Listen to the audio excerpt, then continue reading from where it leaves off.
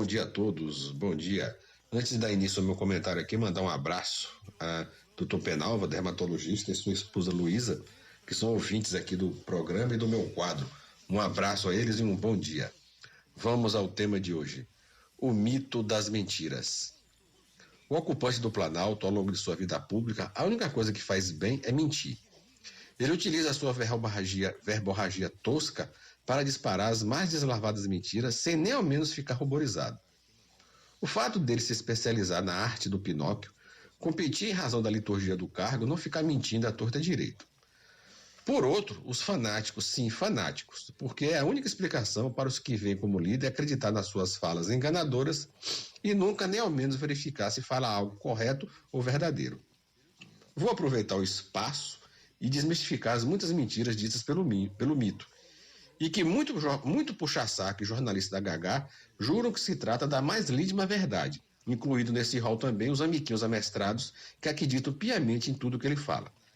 Claro que não dá para derrubar todas as mentiras, afinal, ele as diz com uma constância impressionante, mas vou me ater nas mais importantes.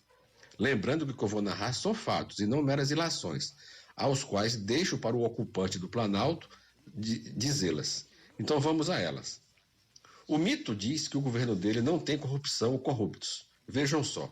O seu primeiro-ministro do turismo respondia a processo na justiça por desvio de recursos para a campanha eleitoral das mulheres em Minas Gerais. E mesmo depois das ações em andamento, ficou no cargo por 1 ano. Foi dispensado não por esses processos, mas porque em um grupo de WhatsApp o ex-ministro atacou seu colega, o outro ministro, Luiz Eduardo Ramos.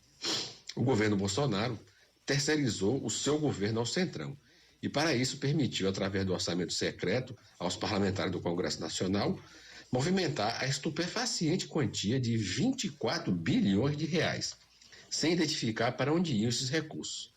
Ele fez isso, o Bolsonaro, para impedir que fosse afastado por impeachment. Afinal, existem dezenas de situações que enquadram o Distrito do Planalto em crime de responsabilidade. O discurso de que não existe corrupção em seu governo, somente com esses dois fatos, já não se sustenta. Vamos agora ao seu ex-ministro da Educação, que é alvo de processo por corrupção e tráfico de influência. Envolve também pastores evangélicos, que incrivelmente foram mandados pelo presidente da República procurar seu ministro da Educação, para lá tratar sabe-se lá do quê. Lembrando que esses personagens foram 25 vezes ao Palácio do Planalto. E ainda, no rasgo de clara evidência, disse por telefone ao Milton Ribeiro que teve um pressentimento de que a Polícia Federal faria uma busca e apreensão na sua casa. O ex-ministro da Educação está enrolado até as sobrancelhas e vai ter que se explicar muito à Justiça. E outra, mais do que evidente, sim, houve crime no Ministério da Educação.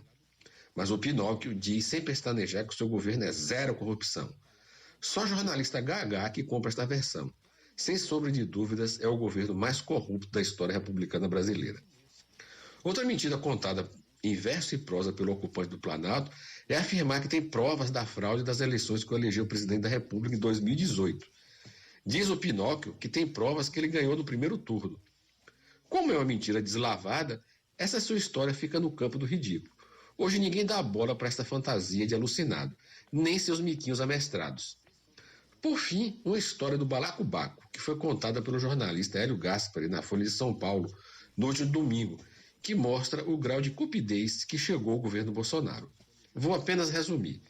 A Eletrobras contratou o escritório de advocacia americano no ano passado pelo valor de 340 milhões de reais para investigar os malfeitos dentro da estatal e assim apurar o desvio de 32 milhões de reais. Sim, é verdade.